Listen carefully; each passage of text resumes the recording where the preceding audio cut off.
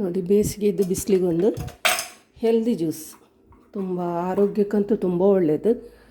ದೇಹ ತುಂಬ ತಂಪು ಮಾಡಿಬಿಡುತ್ತೆ. ಮತ್ತು ಮಾಡಲಿಕ್ಕಂತೂ ತುಂಬ ಸುಲಭ. ಟೇಸ್ಟಿಯಾಗಿ ಹೇಗೆ ಮಾಡೋದಂತ ತೋರಿಸಿದ್ದೀನಿ. ತುಂಬ ಟೇಸ್ಟಾಗಿ ಬರುತ್ತೆ ಇದು. ಕುಡಿಲಿಕ್ಕೂ ತುಂಬ ಒಳ್ಳೆಯದಾಗುತ್ತಿದ್ದು. ಬೇಸಿಗೆ ತುಂಬ ಇರೋದ್ರಿಂದ ಕುಡಿಲಿಕ್ಕಂತೂ ತುಂಬ ಟೇಸ್ಟು. ಆರೋಗ್ಯಕ್ಕೂ ತುಂಬ ಒಳ್ಳೆಯದು. ತುಂಬ ಒಳ್ಳೆಯದಾಗುತ್ತೆ. ನೋಡಿ, ಒಮ್ಮೆ ಮಾಡ್ಕೊಳ್ಳಿ. ಮತ್ತು ನಮ್ಮ ರೆಸಿಪಿಗಳು ಯಾರಿಗೆಲ್ಲ ಇಷ್ಟ ಆಗ್ತಾಯಿದೆ, ಇನ್ನೂ ಯಾರು ಸಬ್ಸ್ಕ್ರೈಬ್ ಮಾಡ್ಕೊಳ್ಳಿಲ್ಲ, ಪ್ಲೀಸ್ ಒಂದು ಸಬ್ಸ್ಕ್ರೈಬ್ ಮಾಡೋದನ್ನು ಮರಿಬೇಡಿ. ಹಾಗೆ ಒಂದು ಲೈಕ್ ಕೂಡ.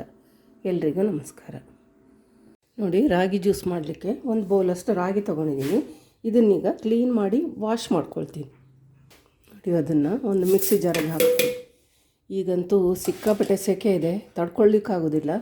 ಇದು ಒಂದು ಒಳ್ಳೆ ಜ್ಯೂಸ್, ಆರೋಗ್ಯಪೂರ್ಣವಾದಂಥ ಜ್ಯೂಸ್. ಒಂದೆರಡು ಏಲಕ್ಕಿ ಹಾಕ್ತಾಯಿದ್ದೀನಿ. ಒಂದು ಹಿಡಿಯಷ್ಟು ತೆಂಗಿನಕಾಯಿ ತುರಿ ಇದಕ್ಕೆ ಹಾಕ್ತಾಯಿದ್ದೀನಿ. ಆಮೇಲೆ ಬೆಲ್ಲ, ನಮಗೆ ಸಿಹಿ ಎಷ್ಟು ಬೇಕು ನೋಡಿ ಆ ಅಳತೆಯಲ್ಲಿ ಬೆಲ್ಲ. ಬೆಲ್ಲ ಬೇಡ ಅನ್ನೋರು ಸಕ್ಕರೆನೂ ಹಾಕ್ಕೊಳ್ಬೋದು. ನಾನು ಬೆಲ್ಲ ಹಾಕಿ ರುಬ್ತಾಯಿದ್ದೀನಿ. ಆಮೇಲೆ ನೀರು ಹಾಕಿ ರುಬ್ಕೊಳ್ಳು. ಈಗ ನೋಡಿ, ಸೋಸ್ಕೊಳ್ತೀನಿ.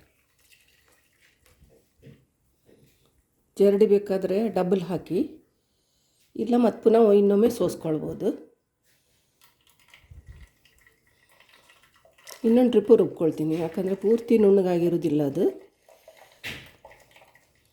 ನಾವು ಬೆಲ್ಲ ಎಲ್ಲ ಅದಕ್ಕೆ ಹಾಕೋದ್ರಿಂದ ಅದರಲ್ಲಿ ಬೆಲ್ಲದಲ್ಲಿ ಕಸ ಇದ್ರೂ ಈ ಥರ ಜರಡಿಲಿ ಸೋಸಿ ಹೋಗುತ್ತೆ.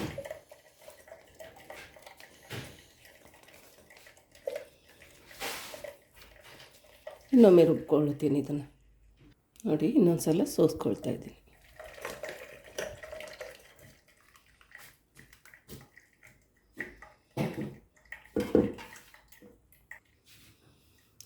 ಈ ರೀತಿ ಸೋಸ್ಕೊಳ್ಳೋ, ಇಲ್ಲ ಬಟ್ಟೆಯಲ್ಲೂ ಸೋಸ್ಕೊಳ್ಬೋದು, ಇಲ್ಲ ಈ ಥರ ಡಬಲ್ ಜರಡಿ ಹಾಕಿ ಅದರಲ್ಲೂ ಸೋಸ್ಕೊಳ್ಬೋದು.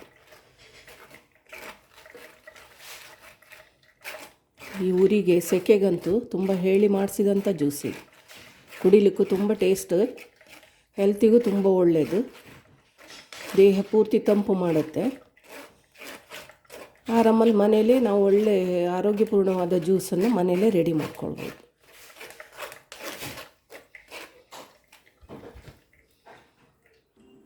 ನೋಡಿ, ಕ್ಲೀನಾಗಿದೆ ಎಲ್ಲ. ಒಳ್ಳೆ ರೀತಿ ಸೋಸ್ಕೊಂಡಿದ್ದೀನಿ. ಕೆಳಗಿನ ಜರಡಿಲೂ ಇರುತ್ತೆ. ಎರಡು ಜರಡಿಲಿ ಸೋಸ್ಕೊಳ್ಳೋದ್ರಿಂದ ಕ್ಲೀನಾಗಿ ಎಲ್ಲ ಬೀಳುತ್ತೆ. ನೋಡಿ, ಡಬಲ್ ಜರಡಿಲಿ ಸೋಸೋದ್ರಿಂದ ಒಳ್ಳೆ ಜ್ಯೂಸ್ ಎಲ್ಲ ಒಳ್ಳೆ ರೀತಿ ಸೋಸಿ ಬರುತ್ತೆ.